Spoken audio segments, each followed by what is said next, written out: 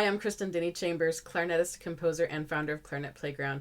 This is video number 17 out of 40, going through all of the etudes in Finger Fitness Études Book 2 with some tips and tricks as you get started. This one is for Memento. Memento is dedicated to Steve Snider, a pillar of the music community in Tulsa. Steve graduated from McLean High School in 1962, and he was a proud member of the band at that time. He played bass clarinet and earned the prestigious John Philip Sousa Award. As he continued his education at the University of Tulsa, he met his lovely wife, Mary, a fellow music education major. Steve was a band director for McLean, Claremore, Muskogee, and Bartlesville schools. He retired in 1997. He played several years in the Tulsa Philharmonic Orchestra and later in the Bartlesville Symphony Orchestra. Steve was also a longtime member of the local Starlight Band, which is where we met initially. Sadly, Steve passed away March of 2021 after a long and valiant battle with ALS, Lou Gehrig's disease. When Steve caught wind that I was moving back to Tulsa, he got in touch with me and we discussed his studio and how he needed to basically let go of his teaching duties so that he could focus on his health.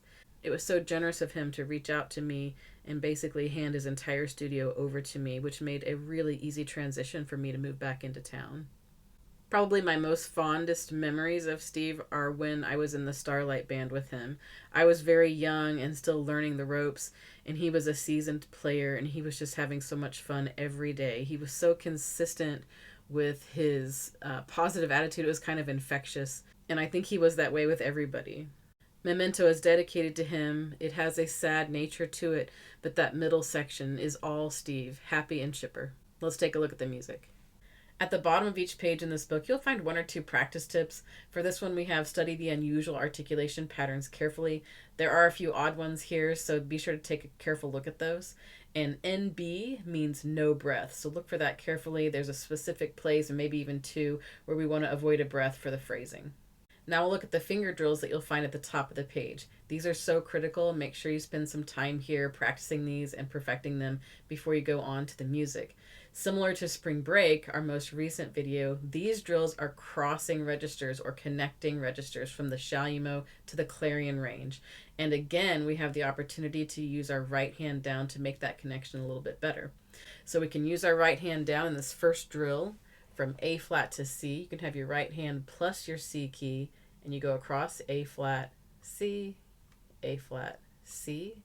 And same thing with A flat to D flat. I tend to favor the right side for that D flat, but you can also do it on the left. If you do it on the right, you can have your right hand down plus that key. If you do it on the left, you can have your right hand down plus just that left pinky. So you can kind of choose which anchor you prefer. It's much easier for me on the right side. So then we're going A flat, D flat, A flat, D flat. And similar to Spring Break again, I would mention, I like to start on the upper note first. So I practice a high-low-high combination. That helps to establish that higher note. It gets the wind going and you feel that resistance that you're going to need when you cross over. And that way it's not going to surprise you. You're just ready for that connection. So if you start on the upper note first, establish that sound, and then try the drill. It'd be something like this.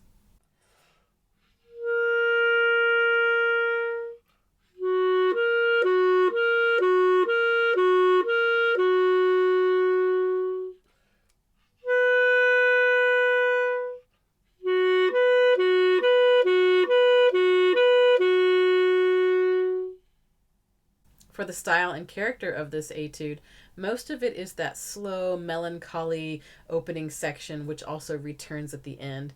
But then we have this completely contrasting character in the middle that's very light and airy and kind of fun. So we have these two things sort of opposing each other within this etude.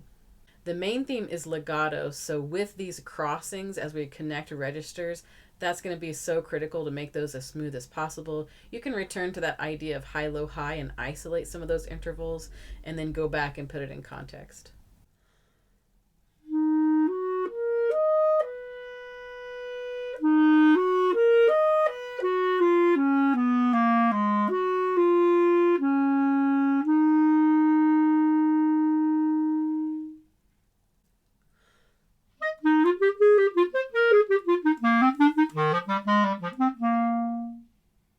The The rhythms in this etude are pretty fundamental. Mostly you're going to see eighth notes, quarter notes, half notes, and then just a few dotted quarter notes in there.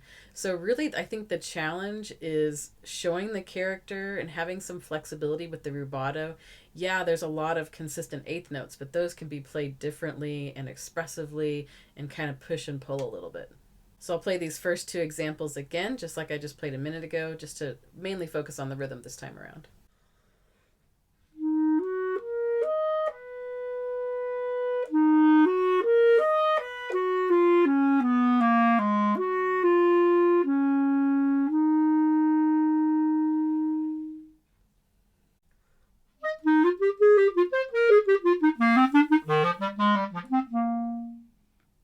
The dotted quarter notes appear in measure 28, 40, and 45, the examples down here below.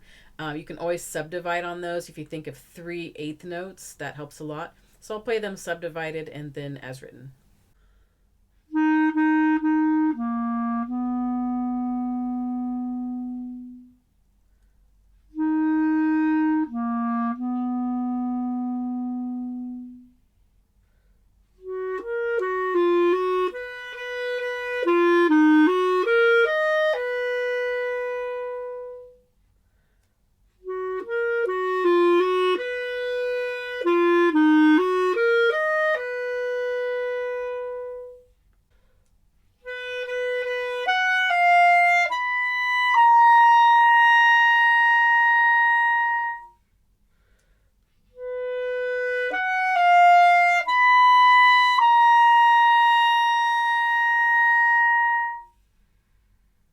Now we'll take a look at some areas for special focus in your practice.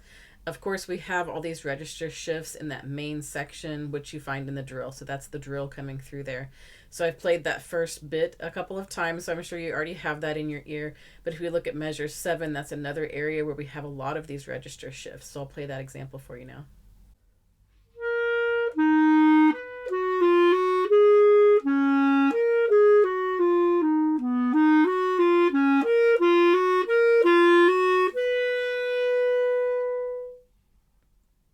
Also, you'll notice that that first measure motive comes back many times, but most of the time it's under a different dynamic level, or maybe you could have a different intensity.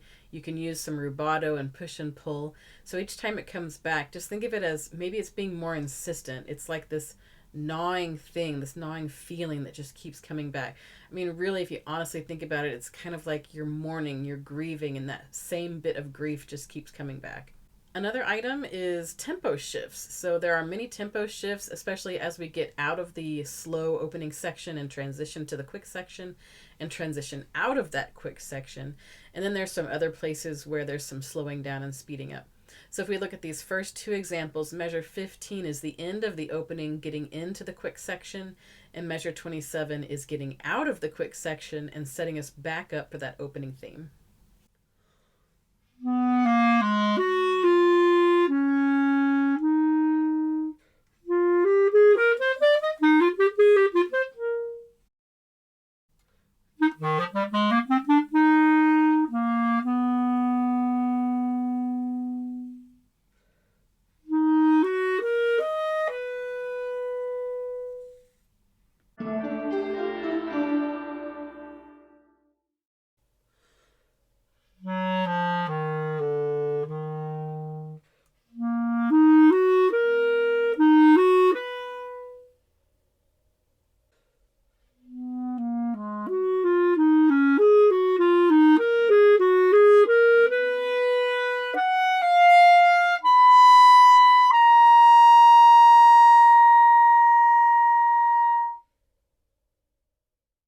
Now we'll take a look at these unusual articulation patterns, or maybe they're just a little less expected than normal.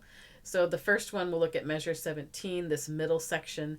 We're going to have some mixed articulation with some staccato in there. It's nice and light, but notice that you'll have like tongue 1, slur 2, tongue 1, and then you'll have slur 2, tongue 2, and just the combinations keep changing. So be on your toes there. And then in measure 37, you'll see these slurs that go across the bar line, a little bit unexpected than you might see, so really pay attention to those.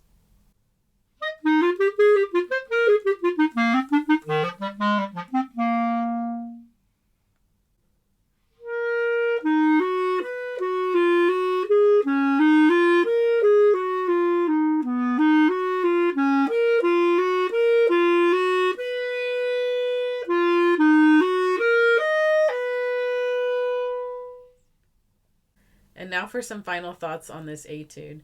Very smooth register connections are required to make this music sound as effortless as you can make it. Aim to be very flexible with pacing to push and pull, and that will help provide variety with the repeated motives. When I think about Steve no longer being with us, it's very sad, it's melancholy, but that sadness is short-lived because his infectious energy is so strong that it's pretty much impossible to think about him without smiling. So this etude really represents my overall train of thought anytime I think about him, his legacy, and the memento he left behind, which is basically his infectious spirit. He left some of his light to remain with us. To listen to a beautiful recording of this etude and all other etudes from this book, head over to my website, clarinetplayground.com. Trevor Stewart has recorded all 40 etudes beautifully, and they are available for purchase there on my website. Feel free to join us in the Clarinet Playground group on Facebook where we play and post for each other. And head over to my website at clarinetplayground.com for more fun music and books. Thank you so much.